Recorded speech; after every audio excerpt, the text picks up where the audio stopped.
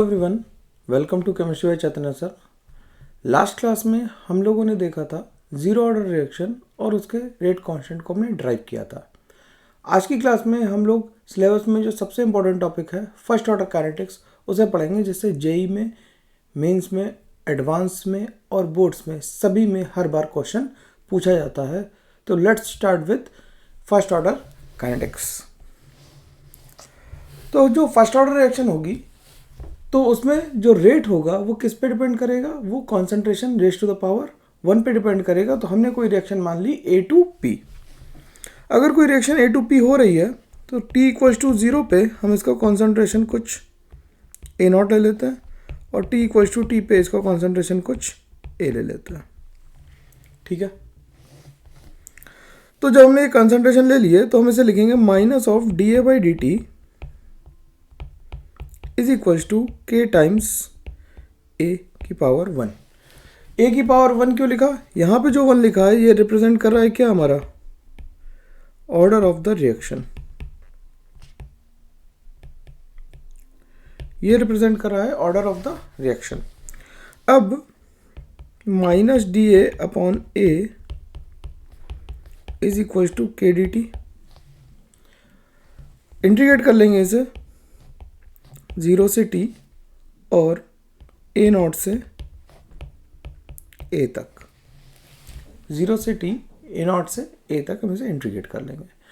जब हम इंटीग्रेट करेंगे इसे तो हमें मिल जाएगा यहाँ पे ln ऑफ A। लिमिट्स लगा देंगे A से A0 या A0 से A कह सकते हैं, सही तरीके से बोलें तो ये KT हो जाएगा। तो ये आ जाएगा KT will be equals to ln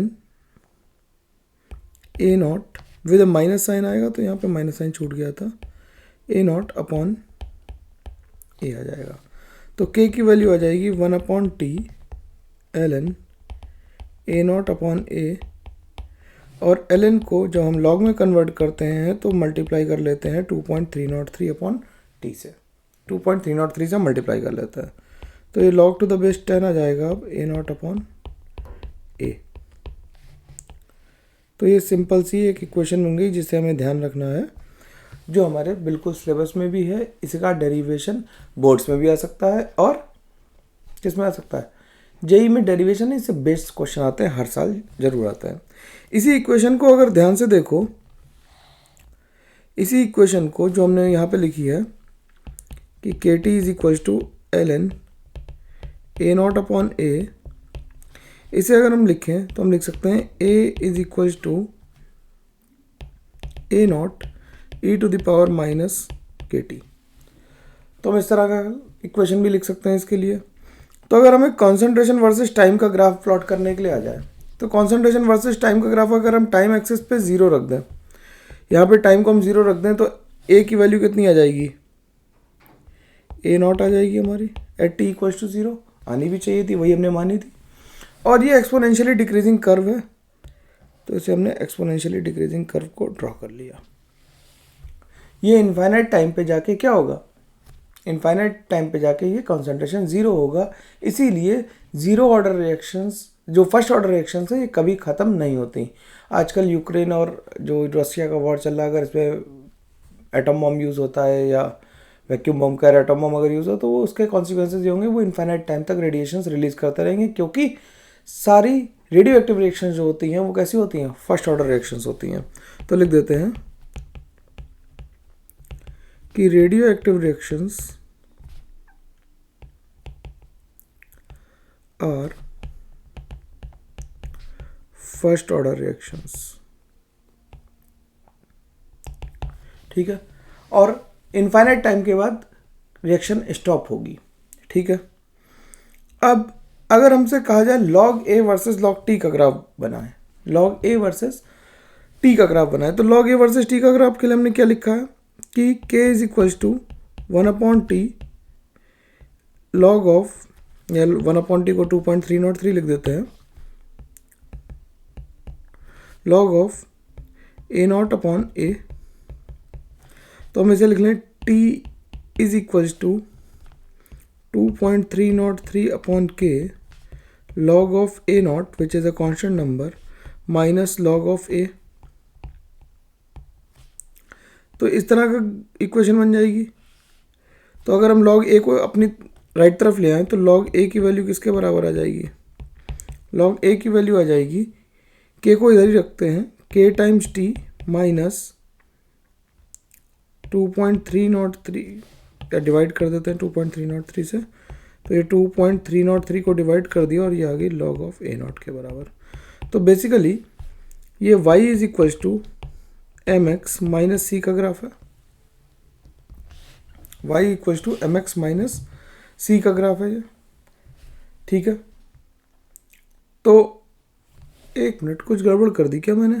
देख लेते हैं। log a इधर जाएगा, ये इधर आएगा, हमें log a वर्सेस बनाना है, तो राइट में ये गया और t लेफ्ट में है, तो माइनस के टी प्लस से बनेगा, सॉरी, तो plus minus minus m x plus c का आएगा, यानी कि कैसा बनेगा यार, हो जाता कभी कभी कैलकुलेशन लिखते समय ऊपर नीचे हो जाती, प्लस माइनस की गड़बड़ है ना।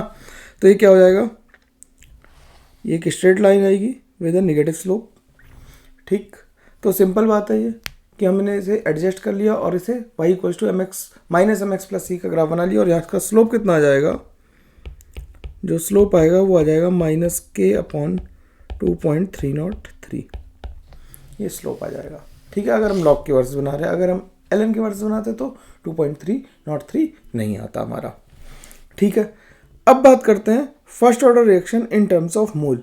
इसका इंपॉर्टेंस कुछ ज़्यादा ही है, जो हमने लिया अभी कॉन्सेंट्रेशन के फॉर्मेट में लिया है। इसका इंपॉर्टेंस ज़्यादा इसलिए है क्योंकि कई बार क्वेश्चंस में जो पूछे जाते हैं उनमें मोल्स ही गिवन होते हैं, कॉन्सेंट्रेशन गिवन नहीं होता है। तो हमने मान लिया कि t इक्वल्स टू 0 पे इसके a मोल्स हैं, ये 0 है, t इक्वल्स टू t पे ये a माइनस एक्स है और ये x है, ठीक है। तो plus D X Y D T की वैल्यू किसके बराबर होगी, plus D X Y D T की वैल्यू किसके बराबर हो जाएगी, k into A minus X की पावर 1, ठीक है। अब फिर से dx upon A minus X variable separable कर लेते हैं। इंटीग्रेशन अभी तक 12th वालों ने सबने पढ़ लिया होगा, तो इसे 0 से x तक इंटीग्रेट करते हैं, इसे 0 से t तक करेंगे तो इसकी वैल्यू आ जाएगी के टी इज इक्वल टू आ जाएगा ln of a upon A minus x. तो इसे फिर से हम वही लिख देंगे कि अगर हम ln को log में लिखेंगे तो k की वैल्यू आ जाएगी 2.303 divided by T log of a upon A minus x. तो ये फॉर्मूला सबको याद होना चाहिए, बाई हार्ट होना चाहिए, बाई माइंड नहीं। बाई हार्ट का मतलब एकदम दिल में उतर जाना चाहिए फॉर्मूला और याद होना चाहिए, ठीक है। तो ये इन टर्म्स ऑफ मोल्स आ गई, where a is number of initial moles, लिख देते हैं यहाँ पे ए कौन से हैं, इनिशियल मोल्स हैं, और a minus x moles at time t, ठीक, मोल्स एट टाइम टी। तो ये सिंपल बात है कि हमने दोनों तरह से इसे ड्राइव कर लिया। हम लोगों ने एक बार ड्राइव किया इन टर्म्स ऑफ कॉन्सेंट्रेशन और एक बार ड्राइव कर लिया इन टर्म्स ऑफ मोल। दो बार ड्राइव इसलिए करा क्योंकि इंपॉर्टेंस बहुत ज़्यादा है, ठीक है।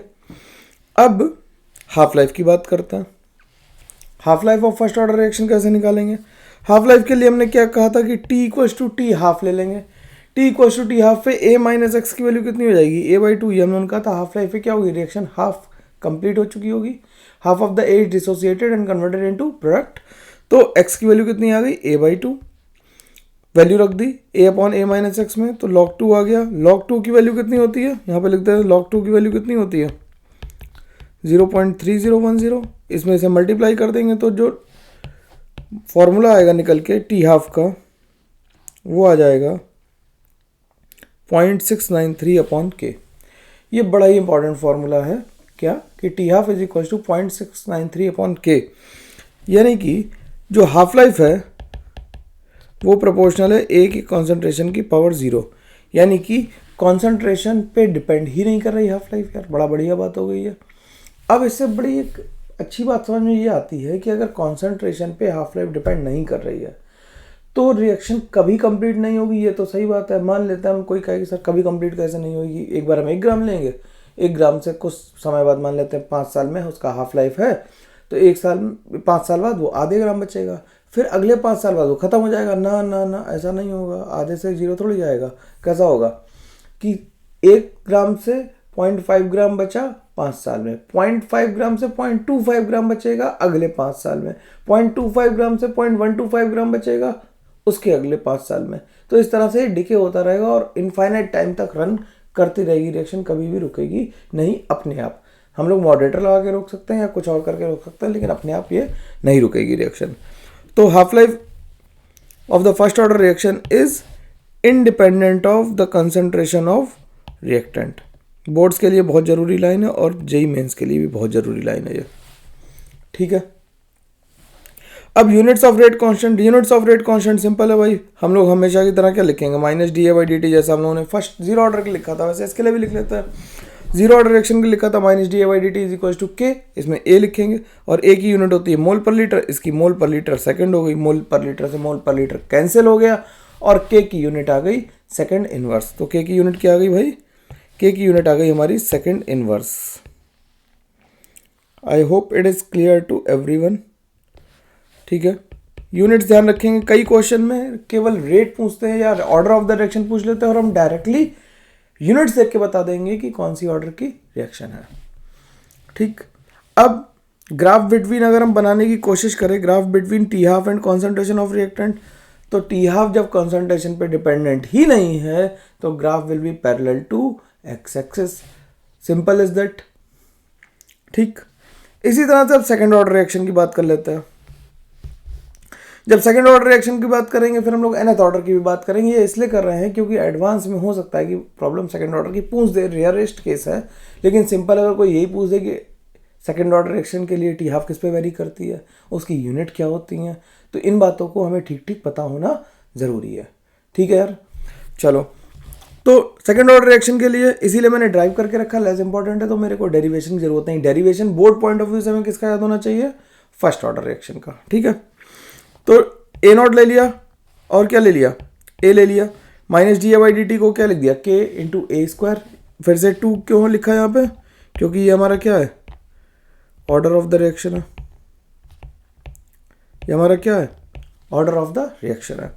तो minus D A upon A square की वैल्यू कितनी हो गई, हमने इसे इंटीग्रेट कर दिया, इंटीग्रेट करने के बाद पता लगा कि के की वैल्यू जो आ रही है वो कितनी आ रही है, 1/t times 1/a minus 1/a not, यानी कि अब ये धीरे धीरे दिखने लगा कि प्रोपोर्शन इनवर्स होता हुआ दिख रहा है रेट कांस्टेंट का कॉन्सेंट्रेशन के साथ। पहले डायरेक्ट था, अब इनवर्स में आना पहली बार शुरू हुआ। तो टी हाफ निकालेंगे तो क्या करेंगे, टी हाफ के लिए ए नॉट को ए नॉट बाई 2 रखेंगे, ए को ए नॉट बाई 2 रखेंगे तो T equal to T half हो जाएगा। वैल्यू पुट कर दी तो के की वैल्यू जो आई वो टी की हाफ की जो वैल्यू आई वो टी हाफ आ गया 1/k टाइम्स 1/a नॉट, यानी कि इनिशियल कॉन्सेंट्रेशन पे अब हाफ लाइफ डिपेंड करेगी। और कैसे, इन्वर्सली, इनिशियल कॉन्सेंट्रेशन जितना कम होगा हाफ लाइफ उतनी ज़्यादा होगी। ये बड़ी ही अजीब बात है सुनने में कि कॉन्सेंट्रेशन कम तो देर में ख़त्म हो रहा है, ज़्यादा तो जल्दी ख़त्म हो जा रहा है, ठीक है। इसी तरह से अगर हम nth ऑर्डर रिएक्शन की बात करें, nth ऑर्डर रिएक्शन के लिए हम सेम चीज़ लिखेंगे। फिर से nth ऑर्डर रिएक्शन के लिए हमने सेम चीज़ लिखी और एक को ले लिया ए नॉट और एक को ले लिया a, minus D A by D t को लिख दिया के इंटू ए की पावर एन, इंटीग्रेट कर दिया और इंटीग्रेट करने पे ये फॉर्मूला हमारे पास निकल के आ गया। इंटीग्रेट करने पे हमारे पास ये फॉर्मूला निकल के आ गया, ठीक है। तो क्या आ गया, k is equal to 1/n minus 1 into 1/t 1/a naught की ए की power n minus 1 minus 1/a naught की पावर n माइनस 1, ठीक है। तो ये निकल के आ गया फॉर्मूला हमारे पास। तो हाफ लाइफ निकाली, टी को टी हाफ लिखेंगे और ए को लिख देंगे ए नॉट बाई 2। तो जो टी हाफ का फॉर्मूला आया, मैं इसे भी हाईलाइट कर देता हूँ, जो टी हाफ का फॉर्मूला आया वो हमारे पास आ गया 1/k into n minus 1 2 raised to the power n minus 1 divided by A naught की पावर n माइनस 1। ये फॉर्मूला सबके लिए वैलिड है, लेकिन किसके लिए वैलिड नहीं है, n इक्वल्स टू 1, यानी फर्स्ट ऑर्डर रिएक्शन के लिए वैलिड नहीं है, क्योंकि n इक्वल्स टू 1 पे डालते ही टी हाफ क्या हो जा रहा है, इनफाइनाइट हो जा रहा है। n इक्वल्स टू 1 डालते ही टी हाफ क्या हो जा रहा है, इनफाइनाइट हो जा रहा है। तो यानी कि n इक्वल्स टू 1 यानी फर्स्ट ऑर्डर रिएक्शन के लिए ये वैलिड नहीं है। अब यूनिट्स ऑफ रेट कांस्टेंट लिख लेते हैं। तो यूनिट्स ऑफ रेट कांस्टेंट क्या है, minus D A by D T is equal to K raised to the power K into A raised to the power n। तो moles per litre second is equal to K into mole per litre की power n। तो के की value आ गई मोल की power 1 - n, litre की power n-1 और second inverse. तो ये है यूनिट, हम ध्यान रखेंगे मेंस में सीधा सीधा सवाल इस यूनिट का पूछा जा सकता है। ठीक है, तो हम लोगों ने फर्स्ट ऑर्डर रिएक्शन देख ली, सेकंड ऑर्डर रिएक्शन देख ली और nth ऑर्डर रिएक्शन देख ली। इसी तरह से अगर थर्ड फोर्थ फिफ्थ कोई भी ऑर्डर कहेंगे तो हम उसे ड्राइव कर ले जाएंगे, कोई दिक्कत नहीं है। एक क्वेश्चन ये होमवर्क के लिए है सबके लिए, calculate the T3/4 for a first order reaction and also calculates it's relationship with half life. तो हम लोग इस क्लास को, इस लेक्चर को यहीं पे रोकते हैं, छोटा रखते हैं। लिख के देखना है फर्स्ट ऑर्डर रिएक्शन को प्रॉपर कॉपी पे 2 बारी लिख के देखना है, और nth ऑर्डर के लिए हाफ लाइफ और k की वैल्यू भी ध्यान रखनी है। और ये ध्यान रखना है कि nth ऑर्डर के लिए k n=1 पे सेटिस्फाई रिएक्शन नहीं करती, तो वहाँ पे हमें रुक जाना है। ठीक है, मेंस की डेट्स पता आ गई हैं, तो सब लोग उम्मीद है काफ़ी सारा पढ़ रहे होंगे। ठीक है, कोई दिक्कत हो you can contact me on Telegram group और on comment section. So please be ready for the mains, study hard. Thank you very much. Thank you.